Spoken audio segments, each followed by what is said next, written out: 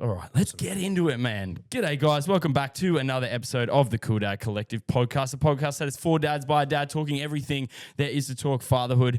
And I'm very, very excited today because the more I learn about this man, the more it is intriguing and exciting, man. But I'm sitting down with, let's list it. We got author. He's a man behind a very special beer that we're going to talk about. You're doing everything, mate. So very, very stoked to sit down with Sasha Mielczarek. How are you, brother? Good, mate. How are you? What an intro, mate. I thought I'd juice it up a little bit, man. But before we even get started, I want to say thank you very much and cheers for the beers, mate. No Logan worries. Lager. I'm very excited. These are hot off the press. As a Logan boy myself, it is fantastic to see that we're on the map with our own beer, competing with the big dogs. Yep. Mate, firstly, like one of the many things that you do. Congratulations on that, dude. That's sick. You and Happy Alan been working very hard on that, so that's awesome, man. We have been. It's sort of been a pipe dream of mine to have my own beer, and I've got a couple of uncles and a pop who live in Logan. Just love the people that are there, and growing Hell yeah, up there. man, love it, bro. And so you're very down to earth, and I was thinking there's not another beer out there. Everyone's launching beers, craft beers and stuff to compete in that craft beer scene. We wanted to launch a beer, might be pretty fucking stupid to be honest, but to go up against 4X and the like. So an old school Australian lager that's owned by Australians, because a lot of people don't know that 4X is Japanese owned and stuff like that. So it sends back to either Kirin or Asahi. So so we just want to do that, give back to the people. We sponsor Logan City Hawks and stuff like that. We're setting up a brewery in Spans Road and let's go, man. I know, mate. Yeah, so we're super keen, and the drop's pretty good. And mate, it's Queensland fantastic. Colours. It's very like good. It? Queensland colours. You got the postcode on there, which I love. Yep. Mate, it's one thing I do love about. I love a good tinny. Like, there's something about having a tinny is just good, and like.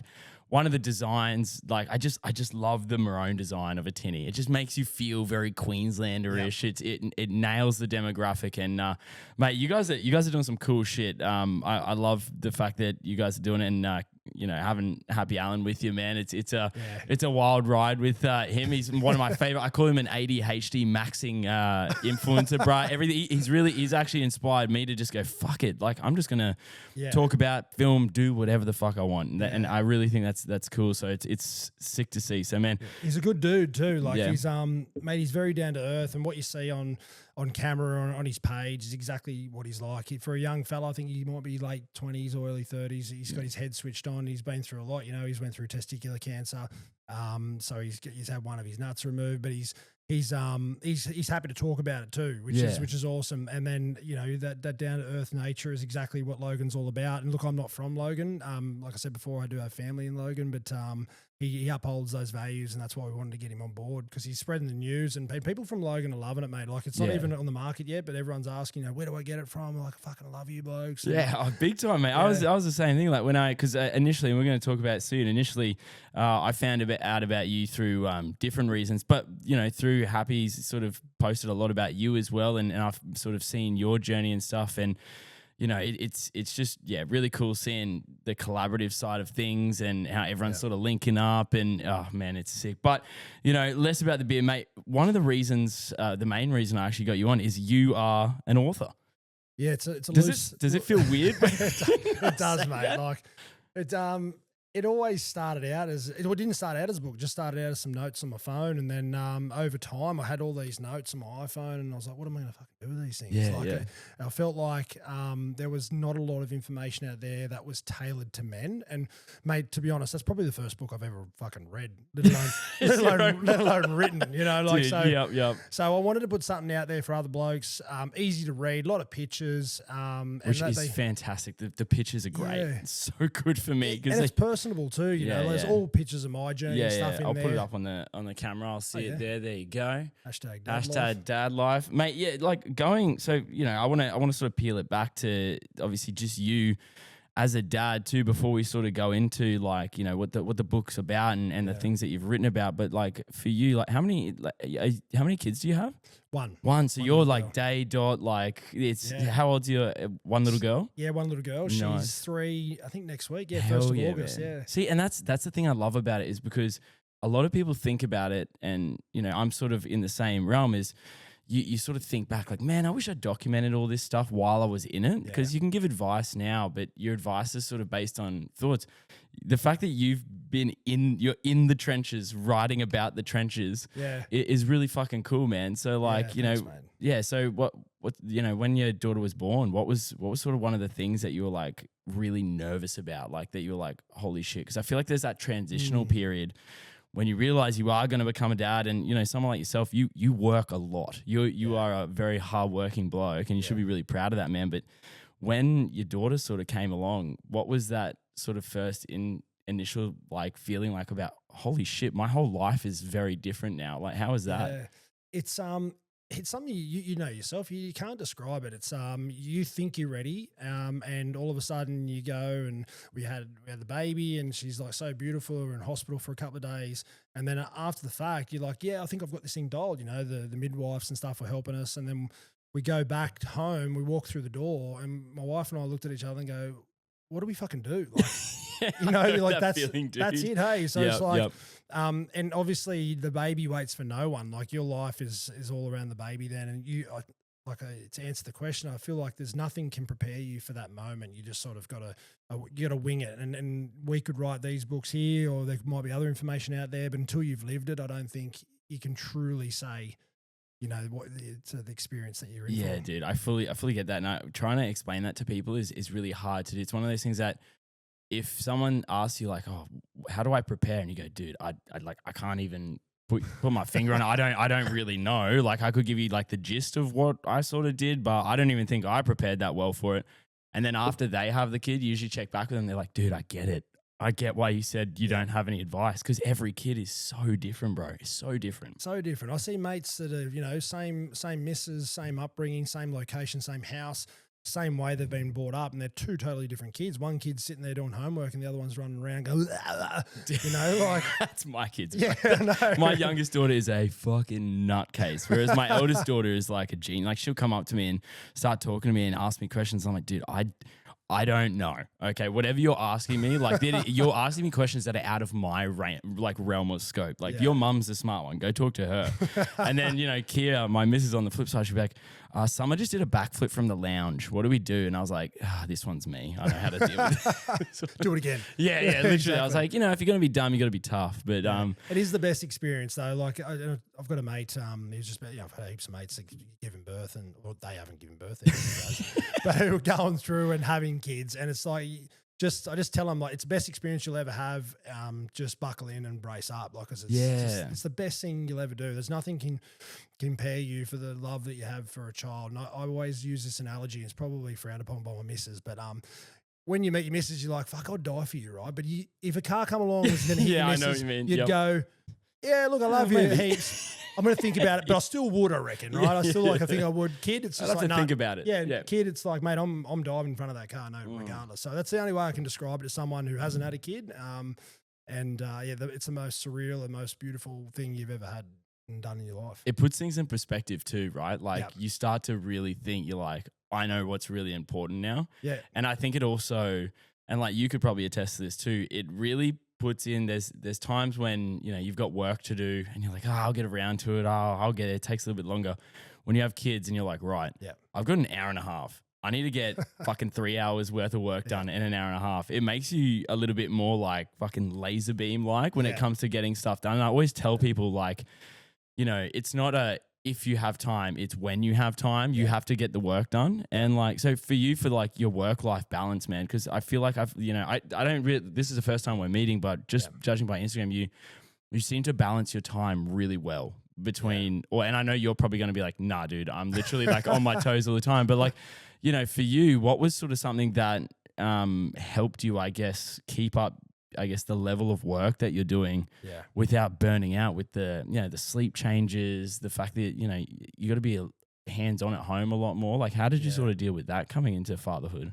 It was tough, right? Like you're saying, there's a lot of moving parts, business-wise, that I've got going on. It was tough to try and make sure that I was there for Carly first and foremost, going through the pregnancy, but then afterwards making sure that I had time to spend with the little one. And my daughter's 3 now, and when they first born, you know, they're not going to remember that stuff. But for me, it was more important that I remembered and made sure I was there, and I didn't miss the milestones. Yeah, was the big thing. So I guess for me, it was making sure that the work side was balanced in a way that I could, you know, I was adequately resourced before going into the childbirth and stuff like that. So then once I had it, I could have that flexibility, because my wife owns her own business as well. Oh wow, yeah. Okay, there, so we're very similar then. So we would have, and you know, the moving parts you're talking about, you know, like with Kia, for example, like she runs her own dietetics business. So we're constantly like, okay, if you're doing that, I've got to do this. And then, so like, I think, you know, you might be able to talk about this too, but the communication level you got to have with your partner when you're both like working exceptionally hard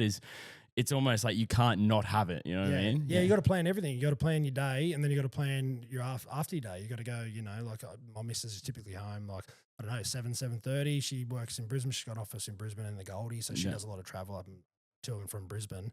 But yeah, you just got to coordinate everything and make sure, you know, who's getting dinner and who's going to cook dinner, and then you're going to be home at this time. Are you in Goldie or in Brizzy, and then traffic, and then, you know, so it's all it's all that type of stuff to manage, and getting that work-life balance. I guess it's something when I was younger, I used to work a lot of hours and stuff like that, and it sort of burnt myself out. So I've found a good balance between that stuff. But there, you know, if everything's going well, you're okay. It's the moment one thing falls apart.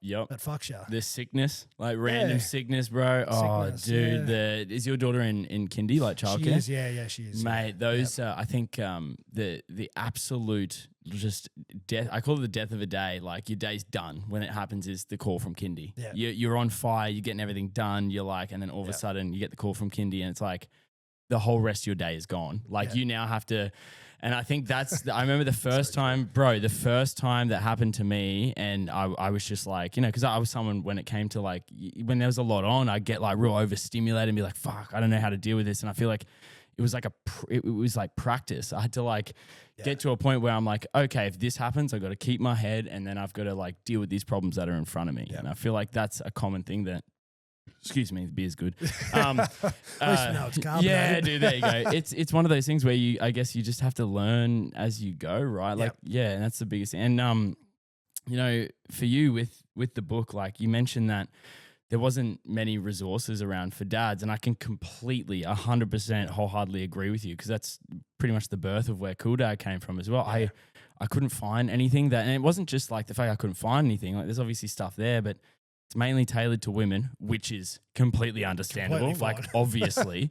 But it was really hard. And then a lot of the stuff I did find was just straight up, it was just boring. Yeah. Like it's just hard to sit down and actually fucking read that stuff. Yeah, so like I was saying, I don't read. I reckon besides like fucking picture books or something, like that would be the first book that I've read like consistently front to back. And it's only because I had to review it, you know. But exactly what you said, the information out there was dull, it was boring, it was mundane, it was mainly tailored to women, which again is perfectly fine given they're doing 99.9% of the work. Exactly, yeah. Now we're doing fuck all. Really. But that's 0.1 you're still going to be prepared for, you know. You're still going to be prepared 100%, you know, because it's about, I guess it's more about us being prepared for them, you know. Like that's a great way to put it. Yeah, the emotional roller coaster that they go through, which they can't help because the hormone changes, and you just being there to support them, to be a good bloke, and to, you know, to massage their ankles when they're swollen at the end of the night, and doing that that small shit. Like it's so fair, man. And so like,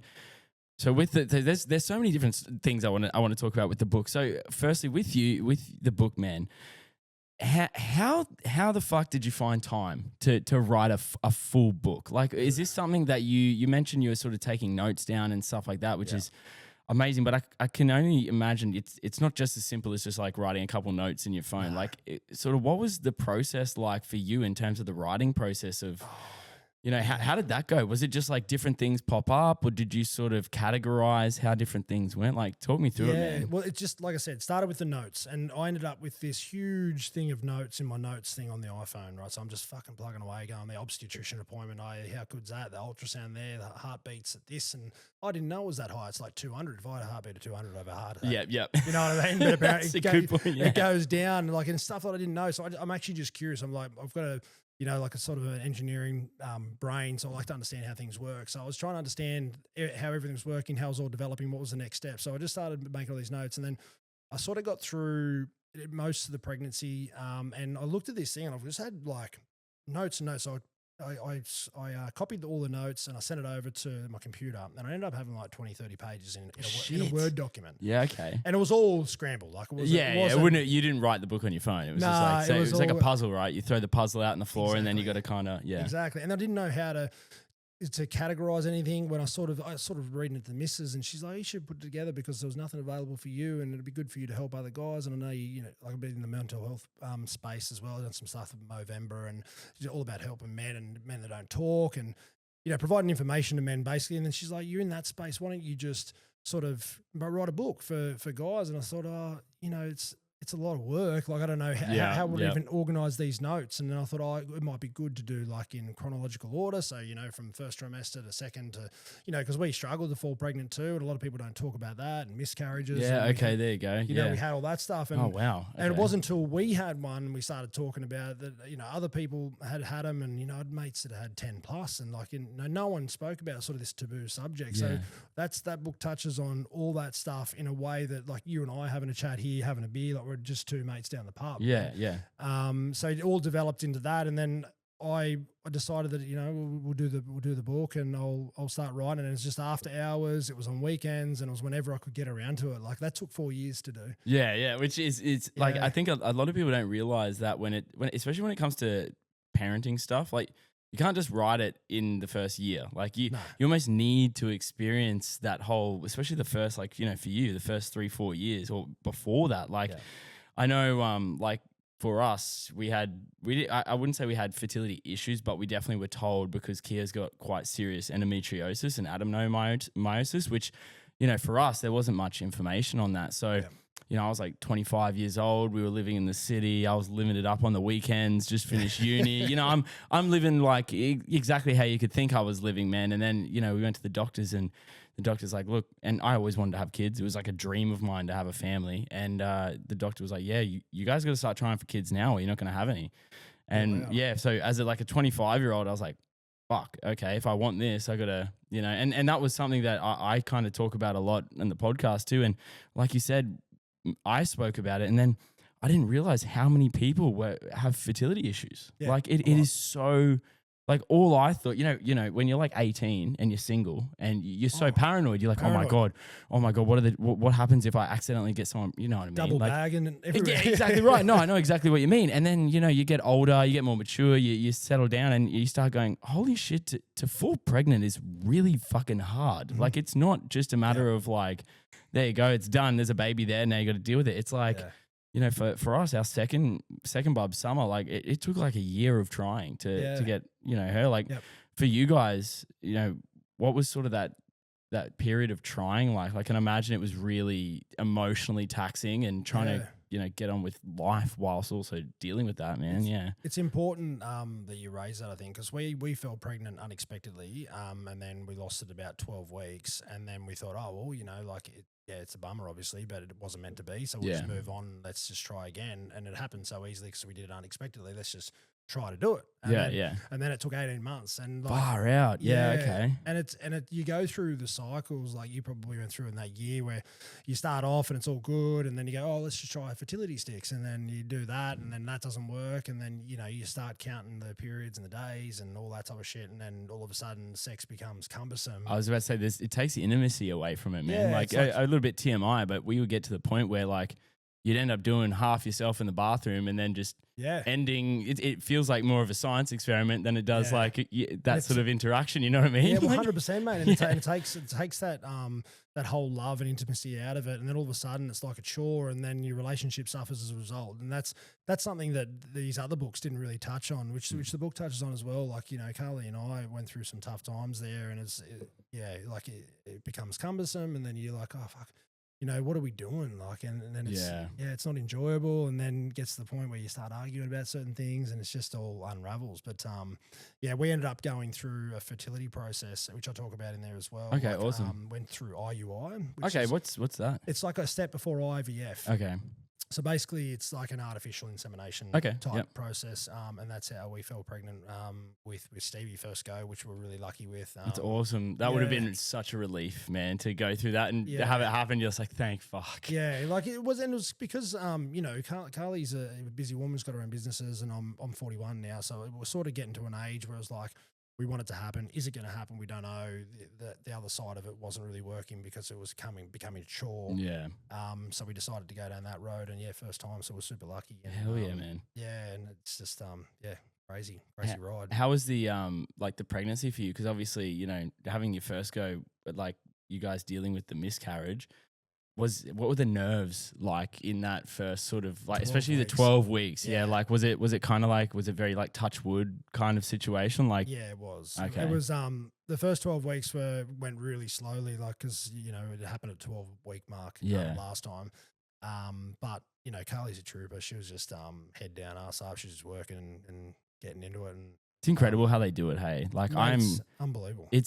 I'm constantly in awe of just the way Kia carried herself through pregnancy, running her business, and like it gives you like a new sort of not that you didn't think this beforehand, but you just sit there, you're just like, oh man, I fucking nailed it with the one that I chose. You know what I mean? Like I really found appreciation. Oh man, and respect for women in general. Oh man, just absolutely, dude. Just seeing like, and even just the lack of information. That's the one thing it sort of really hit me was with Kia, with endo, is just the lack of information from doctors as well, because it was such a new sort of condition. There was very little research about it. And I think to be constantly told different things and them being like, no, it's not that. I know it's not that. I know my body. And then you being involved in that process too, of being like I've seen it as well. I know it's not her body. It's this thing just keeps happening. And you're just like, yeah, it does suck. And I think, you know, that pregnancy, getting to the end of that pregnancy must have been such a huge relief, dude. Like, and then you got to go through childbirth, which is, you know, and I'm sure you touch on that in the book too, man. Like, how was that whole process? We were pretty lucky, I think. We so Stevie laid in the piece. She was a breech baby, so she wasn't turning. Carly's history, like her mum gave birth fine, her sister gave birth just on the vacuum. I think she was just like, hey, I fucking gave birth. That's like, crazy, so dude, when you hear those stories, hey. Yeah, so it led itself to a natural birth for us, which we were perfectly fine with. And then it got to the point where baby wasn't turning, so they said, look, it's probably better that you go down a C-section. Yeah. And mate, the process that we went through was actually really beautiful. Like it was, we went in there and Carly had obviously all the medication and all the rest of it, and then laid down, and we were able to play our own music on That's on awesome, the thing. dude. The pediatrician comes over and goes, oh mate, can I just grab your phone? I'll take some photos of you guys and stuff like that. That's so good, man. Like I found we had the same sort of, ours was, so Kia had 2 planned C-sections because of her condition. It just would have been dangerous for Bub trying to do it naturally. So, you know, for her, she had that feeling of like, almost like not grief, but like that feeling of like, oh, I like it would have been nice to give birth naturally, but obviously you got to do it safe for the baby. But we had such good memories in like, I know it's like a pretty hectic procedure, but they made it so good for us. And I think, you know, when you get a good experience with like the OBs and stuff like that, and then you hear some horror stories, you get really happy that you're like, oh man, we got so lucky that ours was like a really good experience. Like, it's like a doctor's appointment, isn't it? Yeah, absolutely, man. Like you walk in and it's like, oh, you're booked in for. They even asked us. They said, do you want your baby born on the 1st or the 14th of August? And we're like, oh fuck, well, the 1st would be good. Like, it'd be great. Yeah. And what time? It's like, oh fuck, in the morning. And they're like, yeah, cool, book you in for 7:30. It's like you turn up and sitting with my missus and they fill these forms out. All right, we're gonna have a baby. It's like, what the fuck? It's crazy. Hey, like I remember having the conversation as we were driving, especially with that first one. With that second one, obviously, you know, and it's one of those situations where you've been through it before, so you're kind of like, sweet, like I kind of know the gist. But the first one, I remember like driving to the hospital and like looking at Kira and being like, when we leave this hospital, like the second we leave in 5 days or 4 days, however long we're there, our whole life is different. Yeah. And then that thought was just like, holy shit. Like, it was like a holy shit moment as I was driving and you start doing the whole, like, you know, we had a shower in the morning. I was just like, oh, this is the last shower I'm going to have that I don't have a kid. And then, you know, I even like, oh, took like a dump before having the like, obviously got it. At the time. And I was like, man, this is the last time I'm going to take a dump without having a baby. You know what I mean? Just stupid shit like that. And then you walk in the door. I was talking about this to someone earlier today, actually. The biggest thing is when you walk through that door, hey, you just walk through the door of your house with the baby and you're like, fuck, what do I do now? Like, I actually don't know. Oh, like, man, yeah. You can practice all you want. You can do whatever you want, but nothing prepares you for that time you walk through. It's just such a surreal experience. Dude, it is wild. And even down to like, you know, like I feel like when you walk, well, for us, for the moment for me was, it was, you know, the C-section happened. Kia was all good. She's fine. She got back to normal. And then Bub was good. This was Skylar. She was breastfeeding. It was okay. Kia was having a bit of dramas, but we were getting it done. And then they put her in the little basket and they're like, there's the nappies. And like, you know, if you need anything, just push that button. We'll just be outside. And then they go outside and they close the door. And you look at Kia, you're like, duh, what do we do with that? We got to deal with this now. Like, I am not fit for this. And you kind of have to, and like the first thing the first advice, and you probably get the same thing for dads, is just like, just do it. If you're thinking about it, like for example, picking the baby up or something like that, like it's almost instinctual. Like, you know what I mean? Like it's, but on that though, did you have any, because this happened to me and I just want to see if it happens to others. Did you have any moments where did you have any older nurses?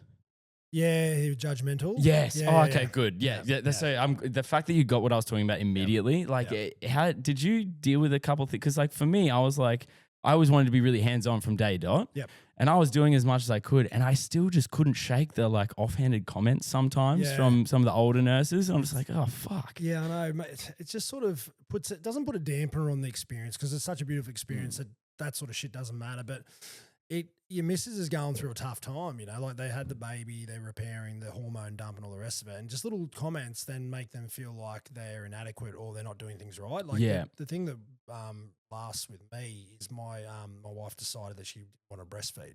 It was a decision she didn't want to do, and I fully supported her, but she wanted to express and she wanted to bottle feed. And in the end, it ended up being a good thing for me because I could develop that bond with Stevie. Which is awesome, Which was awesome. But one of the nurses comes in and she's like, oh, okay, so, you know, this is how we're doing the breastfeeding. She's like, oh, no, I've decided I'm not breastfeeding. She goes, oh, why not? Yeah. And it's like, well, it's my choice, so that's why I'm not doing it. Yeah, absolutely. So next. Yeah. You know, like, but just comments like that. And look, 95% of the time was perfectly fine. They were lovely, but those comments just don't help. And then your missus go, you know, when she goes out the door, she's sort of saying, "Oh, no, my bad mum. Should I be breastfeeding?" And then you're sitting there like, dude, I don't think you're a bad mum. You know what I mean? Like we've only just started, dude. Old. Like, let's just get our feet on the. No, I know exactly what you mean too, man. Like, and more often than not, it's those comments that land the most. Like I remember, dude, one of the comments that I would take the night shift. So in other words, I'd be like up with, and this was with Summer and Skylar, both kids, because Kia would sleep through the night and I would sort of just be like, right, I'll be the one that gets up and down during the night and stuff like that. And if she's got to breastfeed, she's got to breastfeed, it is what it is. But at about probably like 6 a.m, Kia would get up and I would go have 3 hours sleep. So I'd sleep from 6 to 9 just to get my head straight right. And I remember being like half asleep at the time. Oh, excuse me. And sorry, mate. It is carbonated. It's great beer. And anyway, I remember hearing a comment of like the lady being like, oh, these guys, they're like teenagers, aren't they? They just sleep through anything. And Kia was like, I heard Kia, thank God, because I heard her like have my back. And she's like, no, he's been up all night with the baby actually. Like he's been doing a lot of work. But I was like, fuck you, dude. Like I've been up for fucking 7 hours. Like firstly, I have no idea what I'm doing. I'm terrified. So I end up like holding the baby standing up like all night because I don't know. I'm like, can I put her down? What do I do with her chair? I don't know. Yeah. I ended up putting a video on TikTok and it went viral because I was sitting there like being like, can I lay down with the baby? I don't know. Like someone give me some advice. And the video got like 10 million views or something. Oh, wow. It was crazy. That was like the birth of Cool Dad, man. By the way, just me being a dumbass.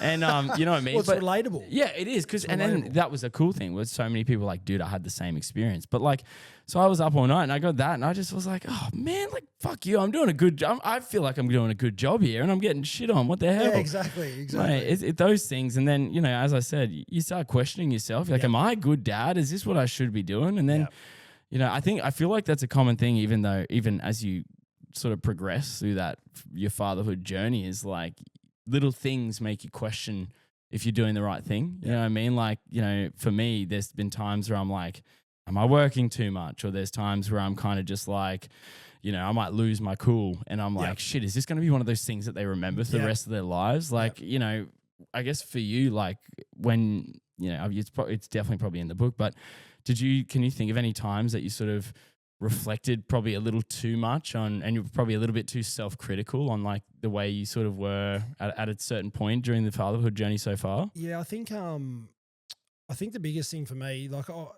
I've been pretty good to a point, like when she turned 2, and obviously the terrible twos, and they talk about that stuff. But I think it's more just their age where they can't express themselves, so they express themselves with high emotions, right? So, but there has been times definitely like more. That's probably not in the book, but later on. You know, when she was 2 and you're in the car and you've had a stressful day and all the rest of it, and the missus might be India and then the kids screaming in the back, and like you said before, you just lose it. And then you just feel like the worst, like immediately after, you feel like the worst human ever. I nearly got out of the car that day. I still remember it. Like it was pissing down rain. I nearly walked 10 Ks back to where we were staying, like in the rain, because I was just like over it. Yeah, I was over it, and I go, I actually feel terrible, and I don't deserve to be in the car with that beautiful little human in the back who I just lost to that. Like it's not her fault, and you just feel like the biggest, you just feel so shit, and you just feel like shit dad, and you reflect on it and go, are other people doing this as well? And then I remember having a chat to a lady recently, and she's like Mother Mary of children. She's got twins, and so cool, calm, and collected. And she was just talking to us about a time that, you know, recently where she'd totally lost it. And I was like, fuck, well, if it happens to her, like that's... It's got to happen to everybody, right? Everyone, So, it's all a learning curve. And when you start talking about it, like we were talking about before with the miscarriage, it's like, it's not a taboo subject, because when you start talking about it, you understand that people are all going through the same thing. There's a myriad of people that have gone through it, the infertility issues and all that type of stuff, you know. Like it's the things that I reflect on, though. Sometimes I look at my grandparents, and my grandparents,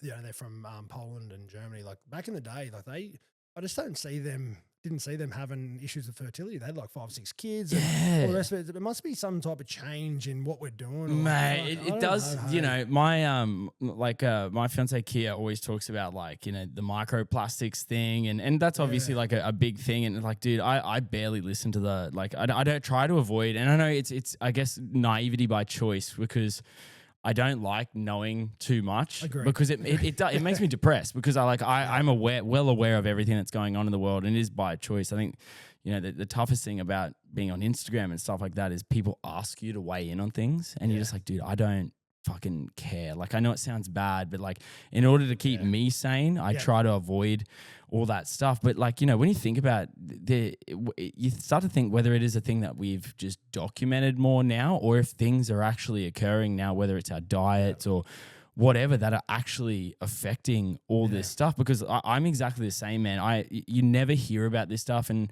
you know, you're speaking, as you said before, about whether people just didn't talk about it as much, so it was less prevalent, or whether we are actually just fucking up our bodies with God knows what, you know what I mean? Like, I can't really talk. I drink 2 bloody energy drinks a day. Like, I'm not really one to talk, but you know what I mean? It is interesting. It's interesting to see as it goes. But I guess the other thing too is, I always find it interesting when you've got people, like, I know so many people that are just like absolutely quality humans. Like, you want them to have kids because you know they're going to be amazing members of society, because they're going to be great parents. The kids are from, like, you know, I wouldn't use genetics, but like, you know, they're from people who like really value hard work and education. And I always find it interesting that those are the people that sometimes really struggle. Yet, you know, and I don't mind saying this because I'm from the area. And then you see some like chick from Logan who's walking around with their 5th kid and a durry hanging out of her mouth. And I'm just like, how the fuck do you keep getting pregnant? Like, what is going on here? Like, it's crazy. Can we have a swap? Because I don't think we need any more of you, respectfully. But I would love to have 7 of, like, you know, this couple who are doctors who can't get pregnant. You're just like, what the fuck? Like, it's crazy how it all sort of works out. But I guess the biggest thing I touch on in the book is that there's a lot of options, right? Yeah. So if you're not finding it natural, you can go down the different fertility tracks. Like we went IUI, and there's IVF, and you know, I got a mate over in America. He struggled for a long time. They had a lot of miscarriages and stuff, and he's now recently fallen pregnant with twins. So wow, okay, after cool. years of trying and, like, you know, going through the roller coaster ride and you know, stillborns and stuff like that. So it's like he's got to the end of the road, and he's had a kid. So like there's there's avenues out there for everyone, I think. So yeah, and I don't think they should be looked at as taboo. Like, you're not cheating. Like, I think there was this stigma in the day where, like, if it wasn't natural, you're like, oh, you know, you kind of like creating it, like you're playing God. But in my head, I'm like, no, like if you want a child, like people who want children should have children. You know what I mean? Like if you want them, you're already on the path to being a fantastic parent. Like I saw a quote where it's like, only good parents care if they're good parents. You know what I mean? Like if you're sitting there and like, you know, that time that you mentioned you lost yourself and you're like, I feel so bad. Like, I can't believe I did that. That's a sign of a good parent, because it means you're very self-aware of the fact that you're like, I fucked up. My bad. You know what I mean? Like if you did that and you're like, nah, it's their fault. It's my 2-year-old's fault. She's crying. It's her fault. Then kind of thing. But the fact that you sort of like, I fucked up. That's where you start going like, you obviously care, which means you're a good parent. I think that's a huge thing I tell people whenever, they're like, oh, you know, I stuffed this up, I stuffed that up. I was like, the fact that you can acknowledge it means you want to get better. You know what I mean? Exactly. I think, you know, I think it's really cool that you work in like the men's mental health space, because I think men's mental health has come leaps and bounds in the last few years. And I think it all comes from just doing what we're doing right now, man, having a chat, even if it's over a beer. I think understanding that men's mental health can be addressed in different ways. All different ways. You know what I mean? Yeah. And what you're doing like with your podcast, mate, is super cool. And you were saying before, you sort of stumbled across me through Happy Hour and vice versa, you know. Yeah. But, since, you know, understanding a bit more about the CoolDadCollective, it's made it such a great initiative, because it's a podcast version of what I try to do. You know, and it's like when I got into the mental health space, because my dad had prostate cancer. He's all sweet. Right? He'll tell you he's not, but he's fucking, but he had prostate cancer at quite a young age. And there's a stigma around prostate cancer where you got to go to doctors and get a finger up your bum. Yeah. Right? So you don't have to do that anymore. Like, you don't have to do it. You can opt for an option. Yeah, you can. I mean, like if you're into that, but yeah, exactly. Yeah. Get 2 fingers, get a second opinion. Yeah, or 3. It's up to you. Exactly. Look, no ends. But you just go get a PSA blood test, you know. So that's the sort of stuff that I wanted to try and get out there in that mental health space. And I'd done Movember. I think I've done it since the second year that it was ever done. I remember cool. writing a check for, I think it was like $110 for our college that we raised money for Movember back in like 2005. I think. Oh wow, yeah, man, was the first time. So yeah, so like it's just, I guess the book was like something like that, just trying to create that awareness and trying to get that that message out there for blokes that there's a pathway out there and there is some guidance. And I'm not telling you what to do in that. There's no way I'm going to tell anyone what to do. It's just me saying these are my experiences and this is what I went through. So it gives you a bit of an inclination as to what to expect, because I had no fucking idea. Yeah, which I think is so good. I think that's the best way, I guess, men learn too. Like we learn. I feel like one of the fundamental ways that men learn how to do things is learn by doing them. And that's usually why we get hurt so much, is because we need to do something dumb to understand why we shouldn't do that dumb thing. You know what I mean? I always feel like that's such a male thing. And I think the hardest thing for us is I feel like women can prepare a lot more leading up to it with like, I guess, research, and they're more willing to talk to people about it. But for us, like, especially for me, man, I barely spoke to anyone when I was leading up to kids about having kids. And that's one of the things I'm like, I should have done that. But, you know, in your own experience, what's sort of something that you would say, like, you got a young dad, he's just come up to you, he's like, mate, I read your book. I love your book. It's the best book I've ever read. But he goes like, from you, what's the, I guess, biggest piece of advice you would give a dad in that first sort of like month or even the first year? Like, what's something that you're like, if I didn't do that, I would have struggled massively? It doesn't have to do with the baby either. It could just be something that you do with yourself as well. Yeah, I think it is to run your own race, right? There's always going to be people that tell you what to do, always different things and different ways of doing things. But I think you just need to do what works best for you. Yeah. Like I can tell you everything that worked for me in that book, that didn't work the same for you. Yeah, work the same for you. So it's about finding your groove in it all. My biggest thing would be to take, you know, when you take that time off, a lot of people take the 2 weeks or whatever off with their barb. Just for me, it was getting to know the child. So we kept everyone away. And it was just us to try and get familiar with the child and to understand, like you said, we walk through the door, what the fuck do we do? So it's like, to get into some type of routine, because you're not going to have it dialed after 2 weeks. No. Oh, God, no, man. In fact, I feel like after 2 weeks, you feel worse. You feel like, do I really know what I'm doing? Like, it takes a while to get back up, you know? Yeah. So I guess that's it. It'd just be to run your own race in those first 2 weeks, just spend a lot of time with your missus, with the child, and just get to know each other, because it's such a beautiful moment. And I feel like, you know, if there's different people coming in, it can sort of disturb that. Yeah, they got to protect your peace, right? Yeah, and just have that time for you guys. You know, it is a special time for you guys, and yeah, we had a really good time. Like, yes, we did have some visitors, but predominantly it was just us, and got to know Stevie, and then went back to work feeling pretty good. And like you said, it was like, went back even more confused, because like you do one thing one day that worked and you go, sweet, I'm going to do that tomorrow. Yeah, and it didn't work. It didn't work. And you're like, dude, you're speaking my language, bro. Yeah. Or that still happens, I feel like, and you know, you'd probably have experienced this too, where you get a routine down and your routine's like, I've nailed this. And all of a sudden you hit some sort of regression or something and you go, hang the fuck on, this has worked for 2 months. Why isn't this working today? And then every 2 months. Mate, every 2 months there's something new. There's a new thing, like, and I feel like it doesn't stop either. Like, people always say to me, like, when does it get easier? I was like, like, there's definitely parts, but you kind of just swap out what gets easier and what gets harder. You know what I mean? Because like, I now think about, with my second, I remember thinking like, holy shit, it was so much easier when they didn't walk. Like when you could just put them down and be like, you're not going anywhere. The best. And then they start walking and you're so stoked they're walking, and then all of a sudden you're like, holy shit, I have a runner. Into everything. Mate, just reaching up to everything and all that sort of jazz, and you're just like, oh my days, man. But it's crazy. You mentioned the word regression before, right? Yeah. And like, I'm not a believer of regression. I hate that word. Just firstly, I label it as that, but I do not think...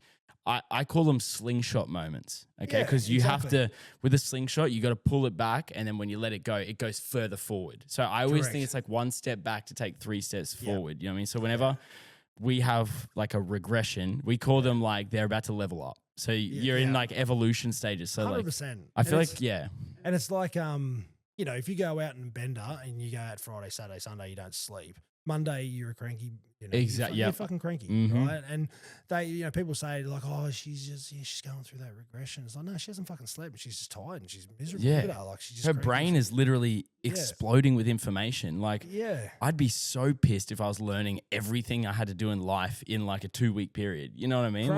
Crazy, yeah.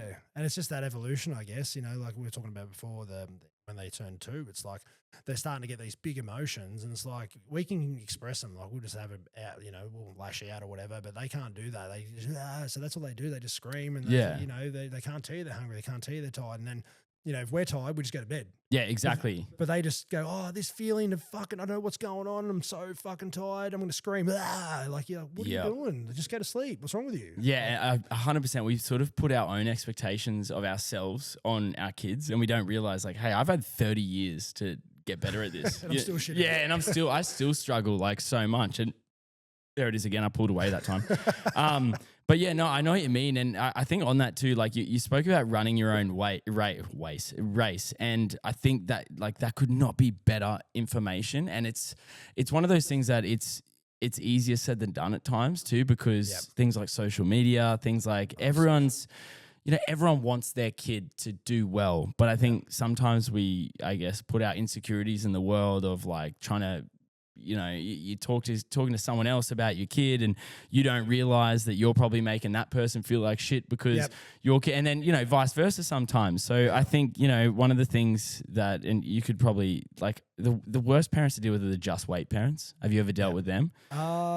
Like, as in, so they go like, oh, wow, like they're walking now. Oh, that's awesome. Just wait till they do this. And you're like, hey, dude, can I celebrate this? Like, fuck you, man. Yeah, okay. Yeah, I have come across Bro, there's plenty of them. That, though. Yeah. That's awesome. Just wait parents, mate. They are like, they're so frightened.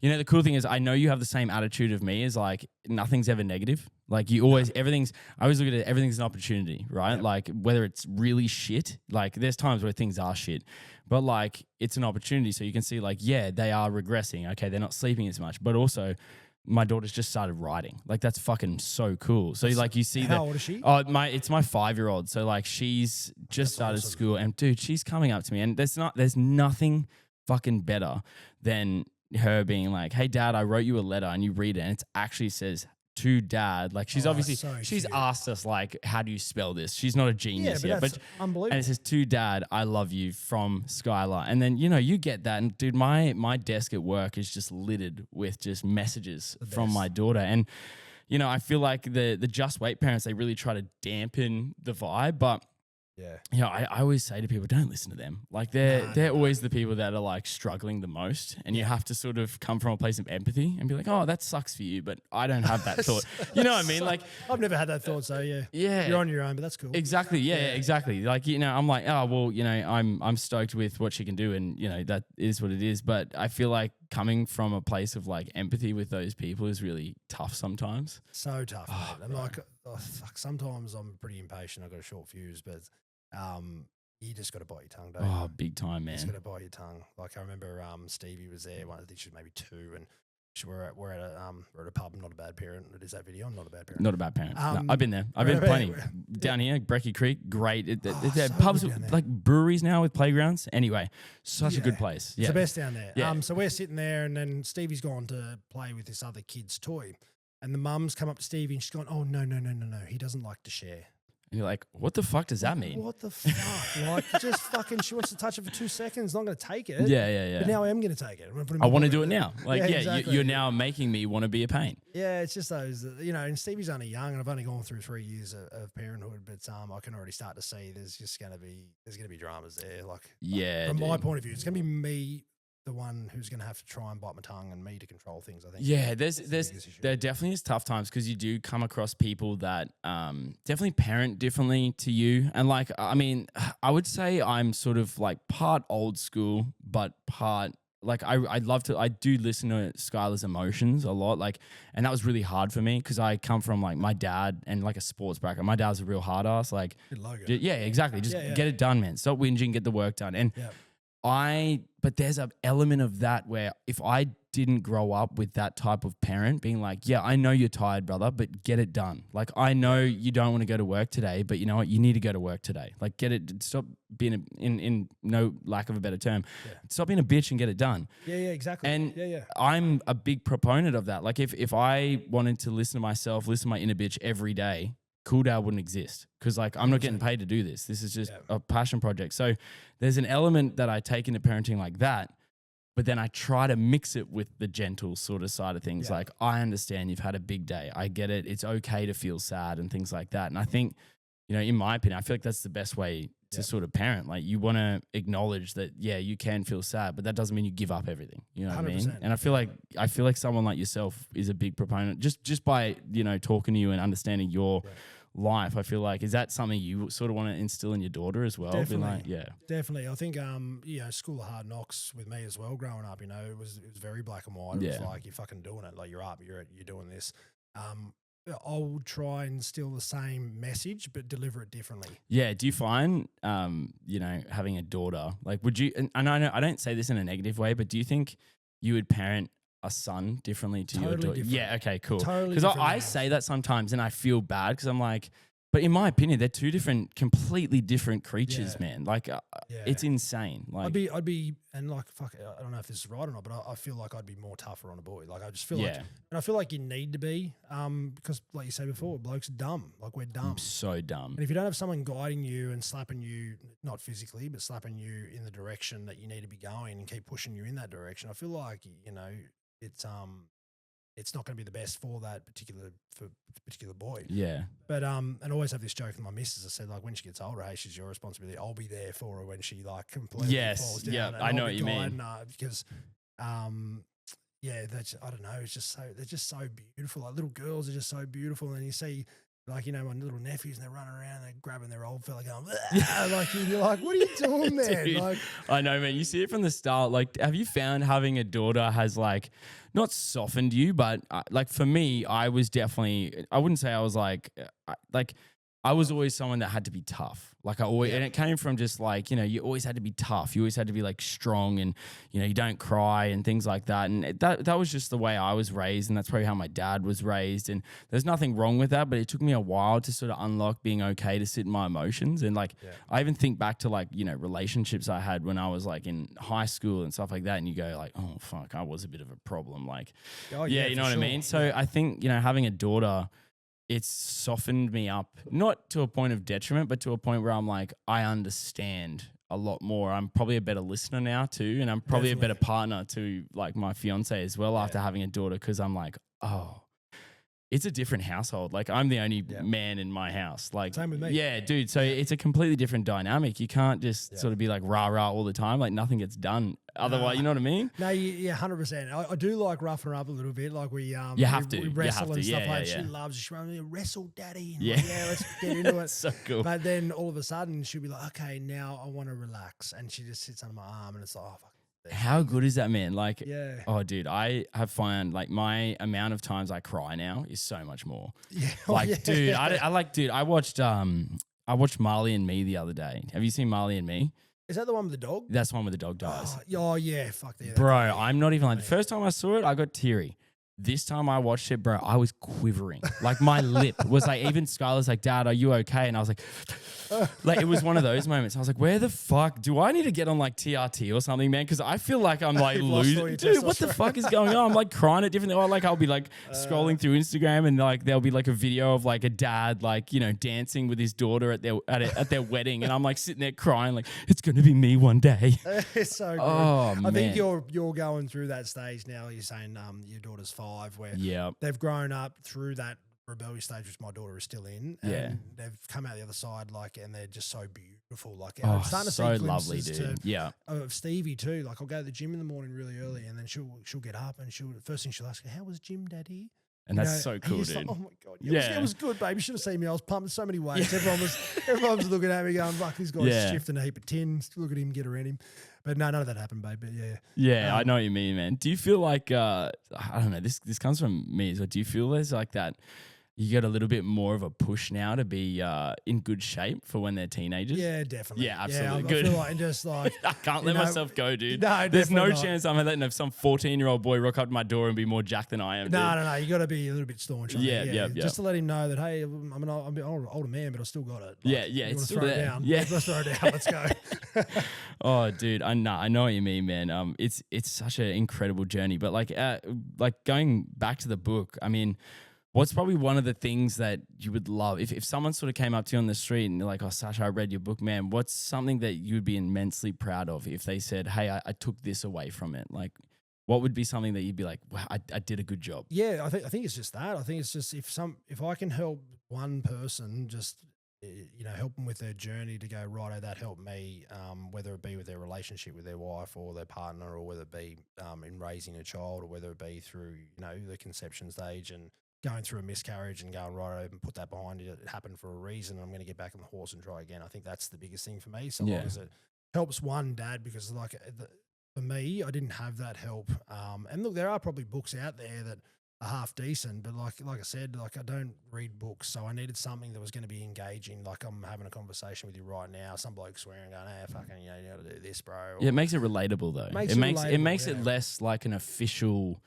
You know what I mean? Like I struggle a lot with like really traditional self-help books. Yes. Like there's a lot of books that I know the message is good, but I just sit there, I'm just like, I can't relate to this dude. Like I can't. David Goggins, right? Yeah, exactly. I read that book and I was halfway through it and I go, fuck, I think I've learned everything right now. It's just like, don't give up and just keep doing shit like you just got to keep doing it. And then in the end, I was like, I can't keep reading this. Guy's just talking about how good he is and all that. Oh, dude, I feel the same. And you almost feel like, you feel almost a bit, like you're like, should I feel this way? Like I feel the same way. Like you feel like they're kind of talking up how good they are, and you're like, I get it. Like if you got through all that, that's so sick. But like I just think it's insane that you want to keep running and your knees are completely fucked. Like I see that as like a negative, bro. Like I don't. Yeah, you know what I mean? Got a like, blister. I'm stopping. Yeah, dude. I'm just like, do we need to do all that sort of like this? I think this idea of being like the optimal human. I'm just like, I get where it's coming from, but I'm also like, can we relax on it a little bit? Like, and that's what the book does. Like, I talk about basically how naive and how unaware and uninformed I was in order to help other people, I guess, and my experiences through that. So they go, righto, well, that's like me. I'm I'm clueless as well. So if I can take a couple of things from that, then that's awesome. And at the end of every chapter, I've got a summary page too. So like, dude, that is such a great idea. Oh, because such a good I know idea. If you're like dude. me, I'll read 10 pages and not even fucking remember anything I just read. Oh, mate, do you know one of the things I have to do when I'm reading, and it's like a little secret cheat code because I got like, as I said, I got hectic ADHD, which is probably why I do 50,000 hobbies. But in order to stay locked into a book, I have to have my headphones in with the audio book playing of the book that I'm reading, so I can follow on. So if I go, oh yeah, there's something else. Oh wait, no, I'll go back to this because I'll miss out. And that's my cheat code, dude. Okay. That's how I got through like year 12 English. One of my shout out Mr. Ryan, my year 12 English teacher. He goes, Ryan. if you're struggling to read, just put headphones in and listen to the book as well as reading it. Yeah, wow. That's how I read The Great Gatsby. Dude, The Great Gatsby sucks ass. I hated reading it. Like, Wow. okay, maybe if I read it now, but as like a 16-year-old kid, the only way I could get through it is if I did that. I just had the YouTube version in my headphones. That's insane. I've never heard that. Yeah, well, there you Hot go. tip for young players back home. Yeah, Huh? so maybe we could get the hashtag Dad Life audiobook, mate. Yeah, well, that means I've got to fucking read it again. Well, to be fair, I did. Fucking hell. Okay. Here's. I would love to get just a random scenario here. If you could get anyone to do the voice of your audiobook, anyone in the whole world, who would it be? Oh, I don't know. You can probably tell my voice is a bit croaky, so it'd have to be someone like fucking Darren Lockyer or something. Oh, I like that. You know dude. what I mean? I could Yeah. definitely.